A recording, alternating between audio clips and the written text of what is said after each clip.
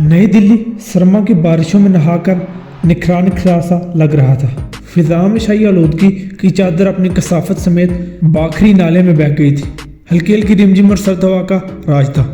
शांति नगर के महंगे तरीन इलाके में दूर हमवार सड़क पर दफ्तरों से लौटने वालों की गाड़ियों का एक जम्मे गफीर था। दिल्ली के चंद बड़े और जदीद तरीन सहूलियात से आरास्ता प्राइवेट अस्पताल राम सराय की संग सुर्ख से बनी कसीर मंजिला इमारत बारिश में धुलकर बेहद उजली लग रही थी। अस्पताल की इमारत से मुत्तसिल अस्पताल के मालिकान डॉक्टर्स की पुरतयश रिहाइश गाहें थी। ऐसी ही एक रिहाइश गाह से एक बड़ी सी गाड़ी बरामद हुई और अस्पताल के मेन गेट से निकलकर गाड़ियों के अज़दहाम में शामिल हो गई। ड्राइविंग सीट पर सफ़ेद बुर्राक की सी वर्दी में बंगाली ड्राइवर था। अकबी नशिस्त पर सेहत की सुर्खी से चमकते हुए चौड़े चेहरे वाला doctor Vinod Prabhakar track suit में मलबूस फैल कर बैठा हुआ था। महज 45 साल की उम्र में इसका शुमार देश के चंद माहिर तरीन दिल के अमराज के डॉक्टर में होता था। बिलाशुबा वो अपने शोबे का काबिल तरीन डॉक्टर था।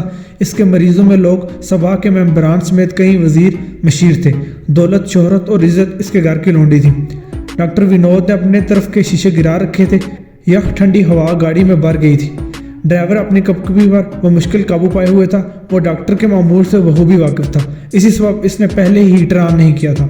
डॉक्टर विनोद की नजरें खिड़की से बाहर दौड़ती हुई गाड़ियों पर मरकूज थी। बहुत को हाली जहन रखने की मशक में मसरूफ था। हवा के साथ कभी कभार बारिश की छींटे भी इसके चेहरे से आ टकराते और वजूद में सर्द तरीन लहर तोड़ा देते, मगर वो खुद को मौसम से हम आहंग कर रहा था। गुज़श्ता साल से वो रोजाना इसी वक्त जिमखाना वॉक के लिए जाता था। रोजाना 1 घंटे की पुरसुकून और सर सब्ज और शादाब ट्रैक पर वॉक से पुरसुकून कर देती थी। इसका ख्याल था कि मसरूफ और तनाव भरी जिंदगी का रोजाना का ये 1 घंटा जहाँ से पुरसुकून कर देता था, वहीं इसकी पेशावराना सलाहियतों को भी उबारता था। और अच्छी सेहत के लिए तो वैसे भी वॉक जरूरी थी। इसी सबब इंतहाई मजबूरी या शदीद तरीन मौसमी कैफियत ही इसे 1 घंटे की पसंदीदा तरीन मसरूफियत से दूर रख सकती थी। आज का मौसम इसे रोक नहीं पाया था। गाड़ी सड़क पर दरमियानी रफ्तार से दौड़ रही थी। मुसलसल मशक के सबब वो दिमाग को हमा किस्म के ख्यालों और सोचों से आज़ाद करने में कामयाब हो गया था।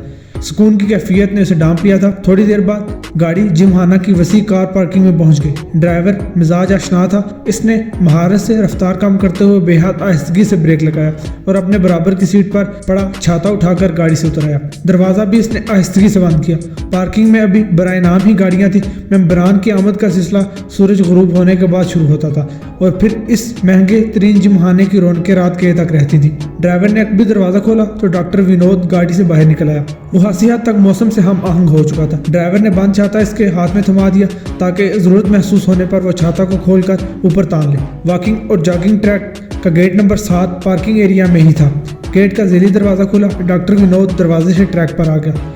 इस समय ट्रैक वीरान पड़ा था। इस मौसम में जॉगिंग वगैरह करने वालों को तो सनकी ही समझा जा सकता था, मगर डॉक्टर विनोद को इसकी परवाह नहीं थी। जॉगिंग ट्रैक बेहद वसी था और इसके कई हिस्से थे। मसनूई जंगल और मसनूई पहाड़ों से भी ये ट्रैक गुजरता था। कहीं कहीं मसनूई झरने थे और इनके पास सस्ताने के लिए बेंचेस भी लगाए गए थे। परिंदों की चहचहाहट के दरमियान इस खूबसूरत तरीन ट्रैक पर वक्त गुजारने का वक्त यादगार होता।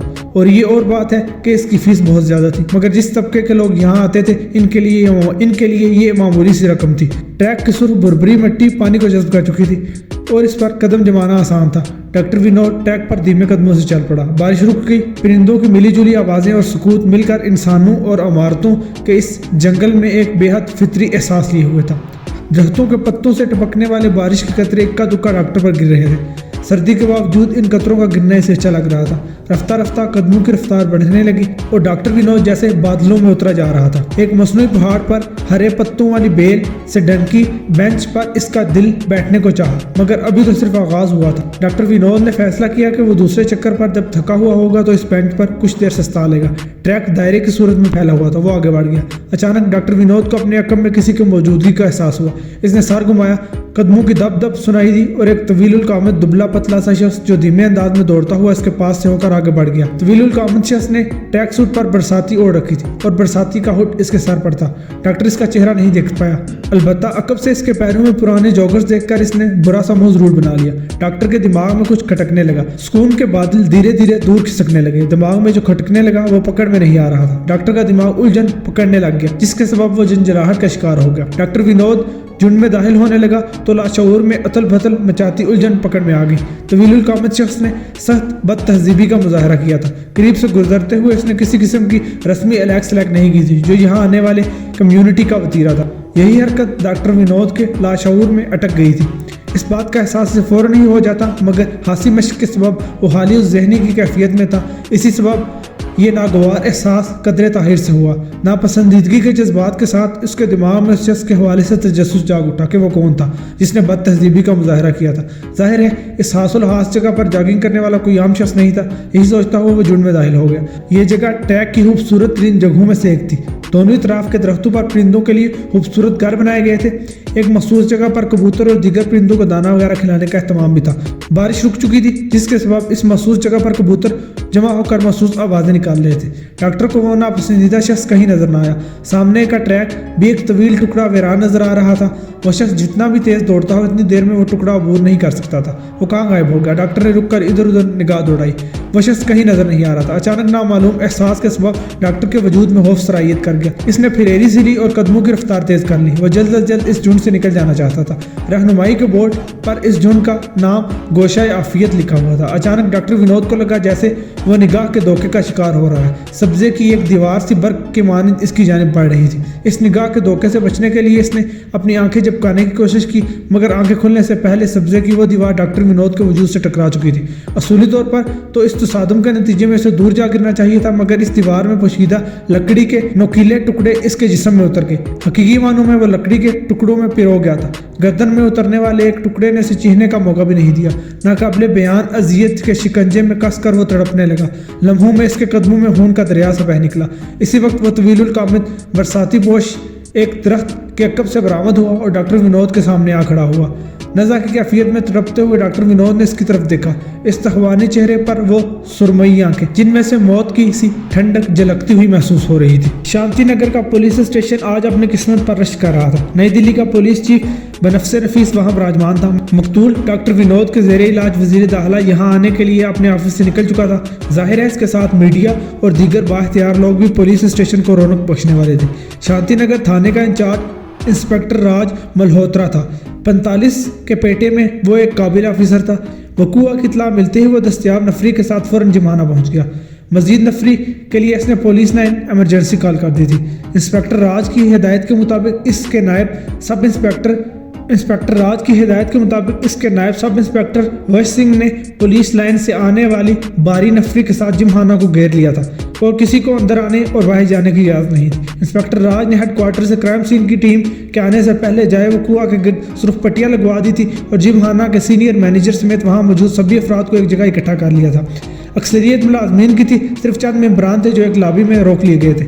کرائم سین کی ٹیم نے ضروری شواہد اکٹھے کر لیے۔ لاش کو پوسٹ مارٹم کے لیے بھیج کر انسپکٹر راج کو کچھ فراغت ملی تو وہ جمخانہ کے توپ قسم کے ممبران کے زہریلے دباؤ کا اسے سامنا کرنا پڑ گیا۔ اس طرح روکے جانے پر وہ لوگ سخت سیکھ پا تھے۔ انسپکٹر راج نے بھی ماتھے پر بل ڈالیے۔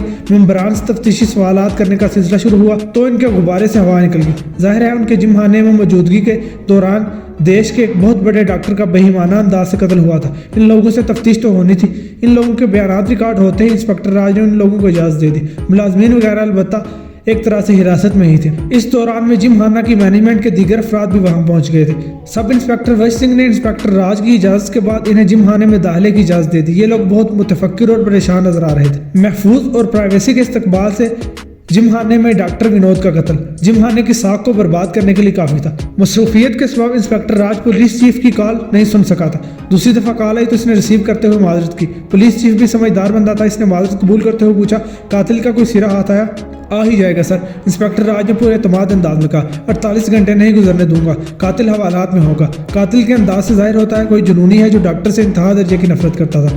گڈ، پولیس چیف اپنے آفیسر کے انداز سے متاثر ہوا۔ یہاں کب پہنچ رہے ہو؟ میں چاہتا ہوں میڈیا اور ڈاکٹر ونود کے لواحقین کا سامنا بھی تم ہی کرو۔ پولیس چیف نے یہ فیصلہ ابھی کیا، آپ فکر ہو جائے، میں دیکھ لوں گا۔ پولیس چیف نے انداز بدل کر قدرے دبی ہوئی آواز میں کہا، ہوم منسٹر آ رہا ہے، اس کی دم کو آگ لگی ہوئی ہے، اس کے بائی پاس سے پہلے ڈاکٹر مارا گیا، کوئی کڑوی بولی بول جائے تو پی جانا۔ انسپکٹر راج کا حلق کڑوا ہو گیا۔ دولت اور منفی جوڑ توڑ کے سبب نااہل سیاستدانوں کو کلیدی عہدوں پر براجمان دیکھ کر وہ پہلے دل ہی دل میں کٹتا تھا۔ میڈیا اور عام لوگوں کے سامنے ایسے سیاستدان جب انتظامی عہدیداروں کو لتاڑتے تھے تو انسپکٹر راج کا دل ان کی گردن مروڑ دینے کو کرتا تھا۔ پولیس چیف انسپکٹر راج کی دلی کیفیت سے بے خبر رابطہ منقطع کر چکا تھا۔ اگلے چند گھنٹے حقیقی معنوں میں انسپکٹر راج کو سر کھچانے کی فرصت نہ ملی۔ مسلسل بجنے والا موبائل فون اس نے اپنی ایک اور اسسٹنٹ نینا اگروال کو سونپ دیا جو ہر کال کرنے والے کو صاحب بے حد مصروف ہے کہہ رہی تھی۔ ڈاکٹر ونود کی لاش دریافت کرنے والے جم خانہ کے ملازمین میں سے کسی نے اپنے موبائل فون کے کیمرے سے لاش کی تصویر بنا لی۔ وہ تصویر اپنی تمام تر وحشت ناکی کے ساتھ سوشل میڈیا پر بے حد تیزی سے وائرل ہو رہی تھی۔ سوشل میڈیا اور الیکٹرانک میڈیا پر ایک طوفان برپا تھا۔ بے حد سفاکی اور انتہائی تکلیف دہ طریقے سے ڈاکٹر ونود کو قتل کرنے والے قاتل سے انتہائی نفرت کے ساتھ ساتھ بے حد تجسس بھی ابھر رہا تھا کہ وہ کون ہے اور اتنے تکلیف دہ طریقے سے ڈاکٹر ونود کو قتل کرنے کی وجہ کیا تھی۔ ڈاکٹر ونود کے لواحقین، ساتھی ڈاکٹرز اور ہوم منسٹر کے غم و غصے کا رخ پولیس کی طرف ہو گیا۔ انسپکٹر راج نے بڑی تحمل مزاجی سے اس طوفان کو باندھا اور ان لوگوں کو یقین دلایا کہ اس واقعے کو وقوع پذیر ہونے سے تو پولیس نہیں روک سکی مگر قاتل بہت جلد قانون کے شکنجے میں ہوگا۔ ہوش و حوال بحال ہونے پر تینوں مذکورہ پارٹیوں کو احساس ہو گیا کہ پولیس ڈپارٹمنٹ پر غصہ فضول تھا۔ قاتل کو گرفتار کرنے کے لیے انہیں وقت چاہیے تھا۔ تینوں پارٹیاں پسپا ہو کر رہ گئیں۔ قاتل کی گرفتاری سے متعلق جلد ہی انسپکٹر راج کے اعتماد کا لیول خاصا نیچے آ گیا۔ اسے یقین تھا کہ جم خانے میں لگے سیکیورٹی کیمراز میں کسی نہ کسی کیمرے نے ڈاکٹر کی زندگی کے آخری لمحات اور مبینہ قاتل کی فوٹیج ضرور لی ہوگی، مگر یہ جان کر سارے ارمانوں پر اوس پڑ گئی کہ وی آئی پی ممبران کی پرائیویسی اور سیکیورٹی کیمروں کی موجودگی کے ذہن و دباؤ سے ممبران کو دور رکھنے کے لیے جم خانے کے اندر کہیں کیمرے لگائے ہی نہیں گئے تھے۔ باقاعدہ ممبران کی رائے شماری کے بعد ہی اتفاقیہ رائے سے یہ فیصلہ ہوا تھا۔ البتہ جم خانے کے باہر کی جانب سیکیورٹی کیمروں کی بھرمار تھی۔ سیکیورٹی کیمروں کا سارا ڈیٹا اب پولیس کی تحویل میں تھا۔ انسپکٹر راج نے اپنے ماتحت عملے کے ساتھ جم خانے میں قتل کے وقت موجود ملازمین سے کڑی چھان بین کی۔ 3 ملازمین شک کے دائرے میں آئے۔ ڈاکٹر ونود کے قتل کے وقت وہ تینوں وقوع کے آس پاس ہی تھے۔ ان تینوں کو حوالات منتقل کر کے باقی ملازمین کو بنا اطلاع شہر چھوڑ کر جانے کی وارننگ کے بعد جانے کی اجازت دے دی گئی۔ رات 12 بجے کے لگ بھگ ڈاکٹر ونود کے قتل کی رپورٹ مرتب کرواتے ہوئے بھوک سے بے حال انسپکٹر راج برگر کے ساتھ انصاف کر رہا تھا کہ اسسٹنٹ نینا نے دبی مسکراہٹ کے ساتھ اطلاع دی، سر گھر سے کال ہے، اس کال کا نہ سننا قیامت برپا کر سکتا ہے۔ انسپکٹر راج نے اشارے سے موبائل فون طلب کیا۔ دوسری طرف سے ریلوے انجن سا گرجا۔ تمہارا فون کس کے پاس تھا؟ کون ہے یہ لڑکی؟ انسپکٹر راج نے برگر کا ٹکڑا بمشکل حلق سے اتارا اور دھیمی آواز میں بولا، میری اسسٹنٹ ہے نینا۔ اس کی بات کاٹ دی گئی۔ واہ، کیا موسیقیت ہے جناب کے لہجے میں، ہے نا؟ انسپکٹر راج کا سر پیٹنے کو دل چاہا۔ مصروفیت اتنی تھی کہ اسے فون پکڑوانا پڑا۔ میں تھوڑی دیر میں گھر آ رہا ہوں، کوئی ضرورت نہیں، وہیں رہو۔ نینا کے ساتھ ہی رابطہ منقطع ہو گیا۔ نینا سمیت سبھی ماتحتوں نے بمشکل سنجیدگی برقرار رکھی ہوئی وہ جانتے تھے کہ ہر شیر کا سوا شیر اکثر اوقات گھر میں ہی پایا جاتا ہے۔ انسپکٹر راج نے واش روم کا رخ کیا تو دبی دبی مسکراہٹیں اور زومانی جملے ان کے لبوں سے آزاد ہو گئے۔ ڈاکٹر ونود کی آخری رسومات کے اگلے روز ہی رام سرائے ٹرسٹ کا نمائندہ ایک قانونی اور ایک معاشی ماہر کے ساتھ آ ٹپکا۔ اس نے آنے کی باقاعدہ اطلاع دی، اس لیے رام سرائے اسپتال کے باقی ماندہ تینوں مالکان پہلے ہی سے اس کے انتظار میں موجود تھے۔ ان مالکان میں بالکل سفید بالوں والا ڈاکٹر جوشی، خوب آگے توند نکلی والا ڈاکٹر منوج اور نازک اندام سی جوان سال ڈاکٹر دیا اوبرائے شامل تھے۔ دیا اوبرائے نے ابھی تک شادی نہیں کی تھی جبکہ باقی دونوں بیوی بچوں والے تھے۔ کانفرنس روم میں ٹرسٹ کی ٹیم اور تینوں اسپتال مالکان نشستیں سنبھال چکے تو ٹرسٹ کے نمائندے اجیت اگروال نے ڈاکٹر ونود کی تعزیت کی۔ وہ بے تاثر والا ایک دبلا پتلا اور لمبا ادھیڑ عمر شخص تھا۔ رام سرائے ٹرسٹ کا روح رواں بھی وہی تھا۔ اجیت اگروال نے گفتگو کا آغاز کرتے ہوئے کہا، چونکہ ڈاکٹر ونود اب نہیں رہے اس لیے معاہدے کے مطابق ان کے حصے کی آمدنی کا حصہ دار ٹرسٹ بن گیا ہے۔ میں اسی سلسلے میں حاضر ہوا ہوں، آپ لوگوں کو کوئی اعتراض تو نہیں؟ آخر میں اس کے ہونٹوں پر غیر محسوسی مسکراہٹ نمودار ہوئی۔ ان تینوں کو پہلے ہی سے اندازہ تھا کہ اجیت اگروال کی آمد کس سلسلے میں ہوئی ہے۔ تینوں کی نمائندگی کرتے ہوئے ڈاکٹر جوشی نے سپاٹ انداز میں کہا، ہمیں کیا اعتراض ہو سکتا ہے؟ ایک قانونی معاہدہ ہے جس کے ہم پابند ہیں۔ آپ اکاؤنٹس مینیجر سے مل کر مالی معاملات طے کر لیجیے۔ اجیت اگروال نے ایک ٹیم ممبر کی طرف دیکھتے ہوئے کہا، ٹرسٹ کے وکیل کی تو ضرورت ختم ہو گئی ہے، آپ اکاؤنٹس مینیجر کو بلا کر ضروری ہدایات دے دیں، ویر کمار اس کے ساتھ مل کر معاملات طے کر لے گا۔ ویر کمار نامی مالیاتی ماہر نے سر کو ذرا سا ہم دیا۔ تھوڑی دیر بعد ویر کمار اکاؤنٹس مینیجر کے ساتھ رخصت ہو چکا تھا۔ اس دوران چائے اور دیگر لوازمات آ چکے تھے۔ چائے سرو کرنے کی ذمہ داری ڈاکٹر دیا نے سنبھالی ہوئی تھی۔ باقی ماندہ دونوں مہمانوں سے شکر کی مقدار کا پوچھ کر اس نے دودھیا اور مخروطی انگلیاں سبک حرامی سے رواں کر دی تھی۔ डॉक्टर दिया के हाथ से चाय पकड़ते हुए अजीत अग्रवाल ने इसका शुक्रिया अदा किया और कप इसके सामने रखते हुए बोला, अस्पताल में दस्तयाब जदीद तरीन सहूलतों से ट्रस्ट की ख्वाहिश है कि नादार मरीज भी इस्तेफादा करें, खासतौर पर दिल के मरीज। ये कहकर इसने जानबूझकर वक्फा दिया तो डॉक्टर जोशी खुद को रोक नहीं पाया। क्या मतलब है आपका? इस बात की वजाहत कर दें। इसकी पेशानी पर नागवारी की शिकनें उभरी, जबकि डॉक्टर मनोज की भी तेवरियां चढ़ गई। डॉक्टर दिया इस तराबी कैफियत में चम्मच छोड़कर उंगलियां मरोड़ने लगी। अजीत अग्रवाल ने इत्मीनान से केक का टुकड़ा उठाया। आपकी आमदनी पर कोई दबाव नहीं आएगा जनाब, ये फलाही काम डॉक्टर विनोद का हिस्सा जो अब ट्रस्ट का हो गया है इससे इंजाम दिया जाएगा। डॉक्टर दिया के सफेद चेहरे से जैसे अलहदा रखे गुलाबी होंठ ने बेहतियार जुम्बिश की। ये तो बहुत अच्छी बात है। इसके मजीद कुछ कहने से पहले ही साथी डॉक्टर के बरमे के मानिंद छिदी हुई नजरें इस पर जा रुकी तो गड़बड़ाकर इसने अपने होंठ सख्ती से भींच ली। अजीत अग्रवाल की तहसीन अमेज नजरें डॉक्टर दिया पर थी। डॉक्टर मनोज की कारदार आवाज ने इसकी तवज्जो अपनी तरफ खींच ली थी। कानूनी मुआहदे में इस तरह की कोई शिक नहीं है। अस्पताल का एक आला मयार और कस्टमर का भरपूर एतमाद है। अस्पताल को रिफाई मकासद के लिए इस्तेमाल करने के लिए आपको हम तीनों की मौत का इंतजार करना होगा। ये सुनते ही डॉक्टर दिया की आंखों के सामने डॉक्टर विनोद की छलनी लाश आ गई। इसकी रीढ़ की हड्डी में सर्द सी लहर दौड़ गई। अजीत अग्रवाल ने केक का टुकड़ा अपनी आंखों के सामने घुमाया। जानता हूँ इस रफाई काम के लिए आप लोगों की मुत्तफिका रजामंदी होना जरूरी है। इसने मुत्तफिका पर हाथ जोड़ दिया। आप रजामंद नहीं होते तो ट्रस्ट अपने तौर पर कुछ भी नहीं कर सकता। इसने केक का टुकड़ा मुंह में डाल दिया और इसे चबाते हुए बोला, अगर श्रीमती डॉक्टर दिया ने आप लोगों से इख्तिलाफ किया तो वोट बराबर हो जाएंगे। इसका अंदाज मानीहेज हो गया। इस सूरत में डेडलॉक पैदा हो जाएगा और मैं समझता हूँ ऐसी सूरत हाल ट्रस्ट और आप लोगों के लिए कुछ तसल्ली बख्श नहीं होगी। डॉक्टर जोशी ने फौरन ही मामले की नज़ाकत को भांप लिया। इसने गर्म मिजाज डॉक्टर मनोज के पाँव पर पाँव का दबाव डाला। हमें थोड़ा टाइम दें, डॉक्टर विनोद के बाद कुछ सुझाई नहीं दे रहा, हम जल्द ही आपको फैसले से आगाह कर देंगे। अजीत अग्रवाल ने चाय का घूंट लिया। बिल्कुल बिल्कुल, ट्रस्ट को कोई जल्दी नहीं है। ये कहते हुए इसकी नज़रें डॉक्टर दिया पर जमी हुई थी।